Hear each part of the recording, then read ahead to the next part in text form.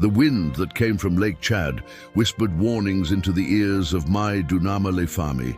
He stayed beneath the high ceiling of the ancestral hall, where every stone carried the memory of the Caliphate, older than the dust. The fire in the hearth cracked softly, casting shadows on the bronze spears and ancient religious manuscripts that lined the walls. There was a letter on the table carved from ebony wood. It was stamped with the green crescent inscription of the famous Sokoto seal, a letter from Shehu Usman Dan Fodio. He broke the seal. "To my Dunama of Borno, peace be upon you. I greet you not as an enemy, but as one who fears for your soul and the souls of your people. Islam must rise again, pure and uncorrupted. This is a call not to war, but to return. Rule by the book or prepare to stand before it." The court was silent. No cough, no breath. Just the tremble of paper in the Mai's hand. He looked to his right, Al-Kanemi, silent, eyes burning with thought. Then the Mai spoke. "He who would teach a lion to roar must first prove he has not borrowed his voice from a parrot." The room exhaled. "Write him a reply," the Mai said. "Tell him Borno stood when his people were still wandering the dunes with goatskins. Tell him we bow only to Allah and never to arrogance masked as reform." Chapter 1. The Spark and the Sword Camp of Sokoto, Northern Hausaland. Shehu Usman and Fodio sat by his camel, away from his soldiers, his eyes scanning a worn Quran. He has been in seclusion for hours.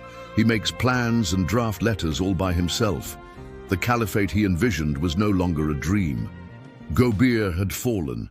Katsina trembled. Bauchi sent pledges, and yet the East remained stubborn. Borno. Dan Fodio read the response from Mai Dunama. "To Shehu of Sokoto, Borno is no pagan land in need of purification. We knew Islam when your fathers knew only the stars and the sand.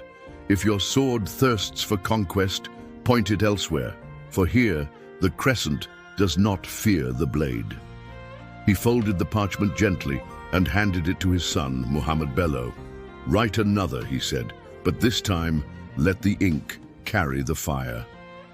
Chapter 2. Ink and Ashes. The second letter reached Kukawa at dawn.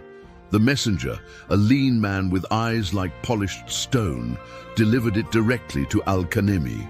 He read the letter to his council in the court. "To the throne of Borno, Islam is not a garment one inherits. It is worn through obedience, justice, and the eradication of shirk. You claim heritage, but allow innovation. You wear the robe, but trample the law. We have no quarrel with Muslims, only with those who mock the name." The Mai clenched the letter, knuckles pale. "Is this how the Shehu repays centuries of kinship?" Al-Kanemi stepped forward. "With your permission, Mai, I will reply. Not with steel, not yet, but with the ink that births swords." And he wrote, "To Shehu Usman, you call for reform. We welcome it. But reform by blood is not the way of Rasulullah. You call us impure. We ask, who appointed you judge of hearts? Our land holds mosques older than your father's name.